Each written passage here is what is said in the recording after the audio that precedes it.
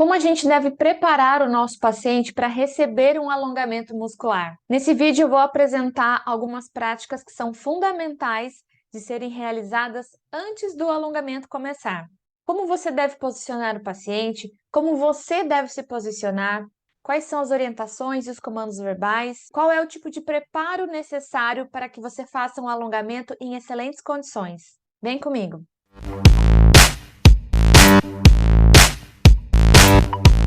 Seja muito bem-vindo, eu sou a professora Glaucia Gonzaga, você está no canal Além da Cinesioterapia, que é o nosso espaço para falar sobre exercícios terapêuticos. A prática do alongamento é uma das mais comuns na nossa vida profissional, seja o profissional de educação física, o fisioterapeuta. A gente aplica e orienta os pacientes a fazer alongamento com uma determinada frequência. Mas, como eu costumo dizer aqui no canal, a gente não pode, de forma alguma, já começar a aplicar uma conduta sem antes ter feito uma avaliação, um preparo desse paciente. O objetivo desse vídeo não é falar sobre a avaliação como um todo, mas sim a respeito de orientações e alguns procedimentos que você precisa fazer, itens que você precisa checar antes de começar o alongamento. Se você quiser saber mais sobre aspectos da avaliação propriamente, tem vídeo aqui no canal, no qual eu também dou algumas orientações sobre questões que precisam ser avaliadas e checadas no nosso paciente. Então, esse vídeo vai ser dividido em duas partes. A primeira, eu vou falar sobre procedimentos, itens que você precisa checar antes do exercício terapêutico, ou seja, antes do alongamento. E a segunda, sobre itens específicos do alongamento muscular. Então, vamos lá. O que a gente precisa fazer antes de começar o exercício terapêutico? E aqui falando especificamente antes de iniciar a prática do alongamento com o nosso paciente. E aqui, pessoal, não faz diferença se você vai aplicar alongamento passivo, alongamento por inibição ativa ou se você vai prescrever um autoalongamento. Para todas essas práticas, esses cuidados, esses procedimentos que eu vou falar agora são necessários. O primeiro consiste em avaliar amplitude de movimento passiva do seu paciente. E com isso você pode identificar limitações funcionais. O que eu vou falar parece óbvio, mas a gente vê que na prática muita gente se perde já nesse primeiro item. Tem pessoas que não têm indicação para receber alongamento e são alongadas. Por quê? Porque muitas vezes o profissional já começa a alongar sem ter feito essa verificação prévia. Então, só para dar um exemplo aqui para ilustrar essa questão, aqueles pacientes que têm hipermobilidade, que têm um excesso de flexibilidade, eles são contraindicados à prática do alongamento. Um segmento corporal que tem excesso de mobilidade não precisa ser alongado. Então, você só vai alongar quando existir uma necessidade real, seja para manter ou para ganhar amplitude de movimento. Então, quando eu estou dando esse exemplo em sala de aula, eu costumo usar bastante o exemplo dos músculos isquiotibiais, que são músculos que quase sempre estão encurtados em todas as pessoas. Então, você pode fazer um teste de início também, que é pedir para a pessoa ficar sentada, né? Ela vai tentar sentar sobre as tuberosidades isquiáticas com os joelhos estendidos no chão. E essa posição é bastante desafiadora para aquela pessoa que tem encurtamento dos isquiotibiais, porque o que ela vai fazer? Ela vai acabar compensando de duas formas principais.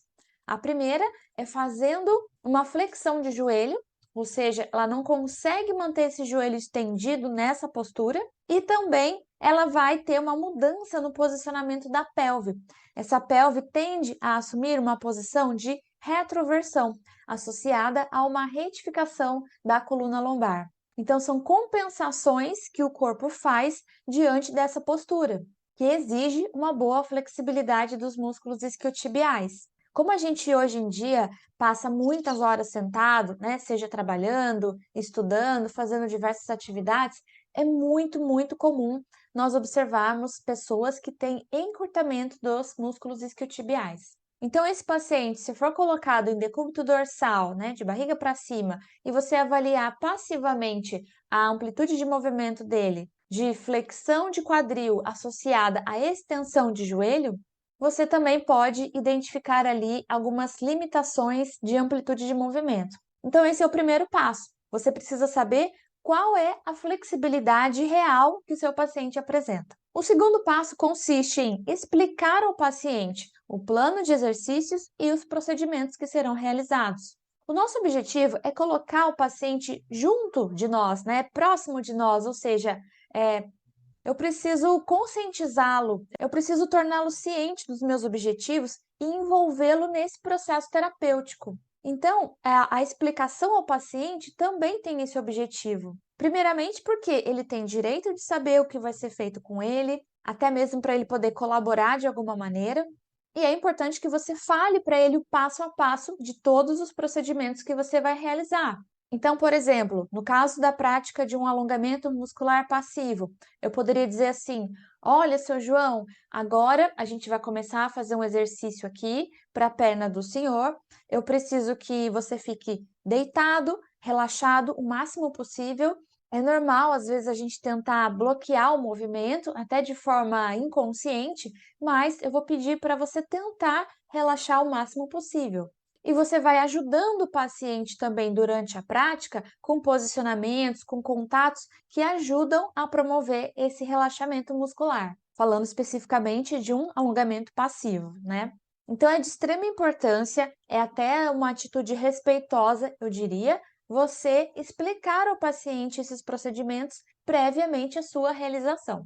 O terceiro item consiste em colocar o paciente numa posição confortável. A prática de alongamento deve ser feita numa posição que favoreça tanto a movimentação desse paciente, como também a mecânica corporal do profissional. E quando a gente fala nesse item conforto, não envolve apenas o ambiente, mas também as roupas que esse paciente está usando.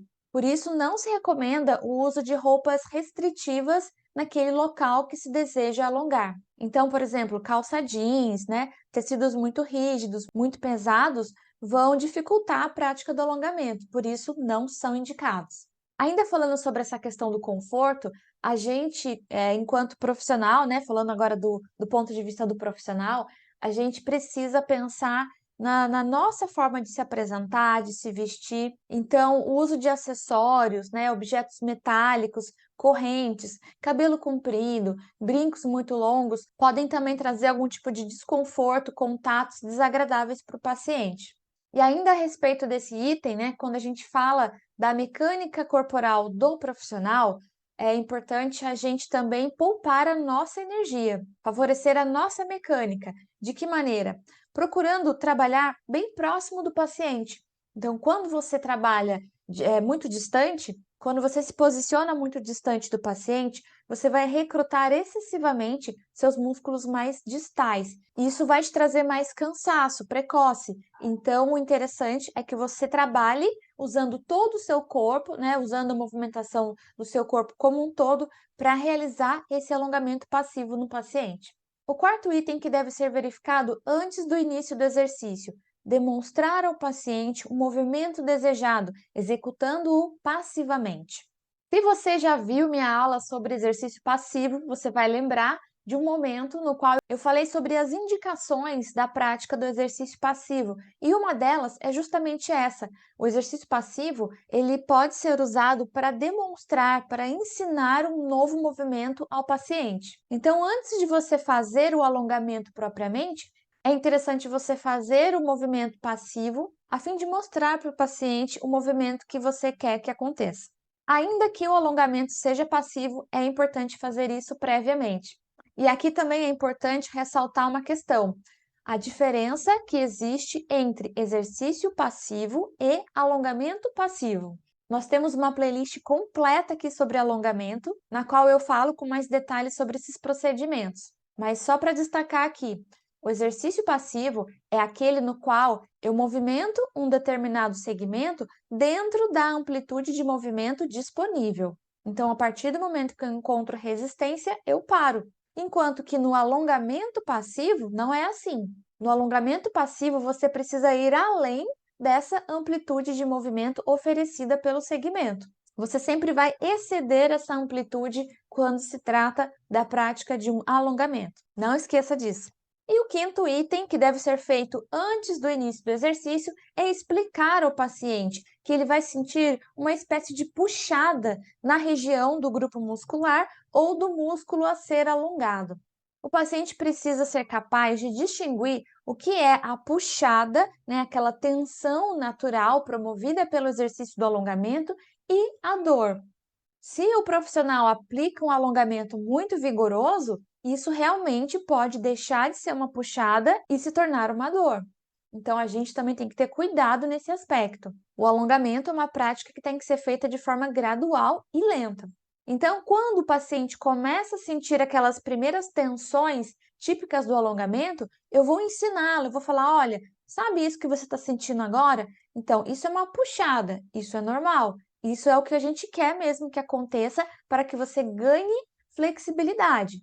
Então, eu quero que você preste atenção nas diferentes sensações que podem surgir no seu corpo. Então, puxada é diferente de sentir dor. E depois disso, então, a gente vai para uma nova etapa, que é a prática propriamente do alongamento muscular passivo.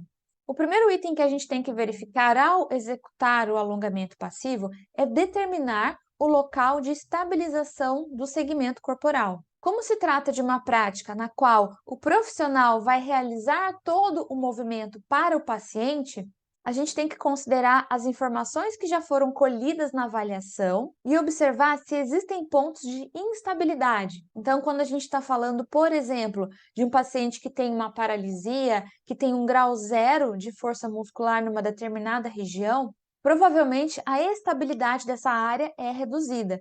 Então, você vai compensar, você vai oferecer segurança ao paciente de que maneira? Estabilizando manualmente essa região durante a prática desse alongamento. Geralmente, a gente consegue oferecer mais estabilidade se posicionando na extremidade distal do segmento onde se insere o músculo a ser alongado. Então, por exemplo, se você está alongando os músculos flexores de punho, a extremidade distal do segmento é a região da mão. Então, você pode estabilizar ali na região do punho e mão para que esse paciente seja alongado corretamente, sem fazer compensações. O segundo item consiste em determinar a direção do alongamento. A direção do alongamento tem que ser oposta à ação muscular. E é aí que muita gente escorrega. Por isso que eu digo, a cinesioterapia tem um pré-requisito, que é o conhecimento de disciplinas básicas como a anatomia. Se você não sabe anatomia, você não vai entender os exercícios terapêuticos. Foi por isso, justamente, que eu fiz uma playlist aqui no canal que se chama O Básico do Básico, para a gente nivelar, para a gente relembrar alguns conceitos básicos das principais articulações do corpo. Então, se você sentir que essa é uma informação, essa é uma parte da sua formação que ainda tem lacunas, corre lá, maratona essa playlist e volta aqui para assistir os vídeos de cinesioterapia. Então, para aplicar o alongamento, eu preciso saber, primeiro, a direção das fibras musculares desse músculo que eu desejo alongar, e dois, a ação desse músculo. Então, por exemplo, se eu estou falando de um músculo que faz flexão de punho, para eu alongá-lo, eu preciso fazer a extensão do punho. Então, é sempre oposta à ação muscular. Grave isso. O alongamento é realizado de forma oposta à ação muscular. Combinado? Ah, mas o Glaucio, e quando a gente está falando dos músculos biarticulares, né, que cruzam duas articulações? Então, esses músculos vão ter duas ações musculares, pelo menos, e você tem que pensar em todas elas na hora de fazer o alongamento. Então, por exemplo, quando você quer alongar os músculos isquiotibiais, os isquiotibiais são músculos biarticulares. Eles cruzam tanto a articulação do quadril quanto a do joelho. Quais são as ações musculares dos isquiotibiais? Eles são extensores de quadril e flexores de joelho. Portanto, para alongar os músculos isquiotibiais, a gente precisa fazer o quê? Extensão de joelho associada à flexão de quadril. Isso é muito importante a gente saber para poder praticar o alongamento corretamente. O terceiro item consiste em estabilizar o segmento, a fim de promover relaxamento da musculatura local. Então, primeiramente, a gente determinou o local de estabilização, agora a gente vai, de fato, estabilizar esse segmento. O fato de você tocar a região, estabilizá-la através do contato manual, já vai promover um relaxamento das estruturas envolvidas. E você pode acrescentar também um comando verbal pedindo para esse paciente relaxar ou tentar relaxar. O quarto item consiste em aplicar o alongamento passivamente e mantê-lo por 20 segundos. Lembrando que alongamento, então, precisa exceder, precisa ir além da amplitude de movimento passiva normal. Seguindo esses passos, a gente consegue oferecer a prática do alongamento passivo com mais segurança, com mais eficiência e oferecendo melhores resultados para os nossos alunos ou pacientes. Então, duas playlists que são importantes aqui para você que deseja se aprofundar mais na questão dos alongamentos. A primeira é sobre as práticas, os tipos de alongamento que a gente tem disponível aqui no canal. E a segunda é o básico do básico, no qual eu falo sobre esses aspectos da musculatura, envolvendo anatomia, biomecânica, cinesiologia, né? Todo aquele entendimento dos graus de liberdade de cada articulação. Tem vídeo aqui no canal também falando sobre a influência da angulação das fibras. Então, a gente tem músculos, por exemplo, em formato de leque, como o peitoral maior. A nossa visão sobre esses músculos é diferenciada e se faz necessário, nesses casos, dividir o músculo em partes para que você alongue cada porção de fibras, cada direção, de uma maneira mais específica. Então, a gente tem como exemplos aí o músculo peitoral maior, no qual a gente pode dividir pelo menos em duas partes para ser alongado, o músculo trapézio, né, as fibras superiores, as médias, as inferiores, que também, se você alongar separadamente, você vai ter melhores resultados. Então, todo esse conhecimento básico de anatomia vai te dar um alicerce para que a prática da cinesioterapia seja mais correta. Eu espero que esse vídeo tenha sido útil para você. Acompanhe e aproveite todo o material que a gente tem aqui à disposição. Um grande abraço e até a próxima!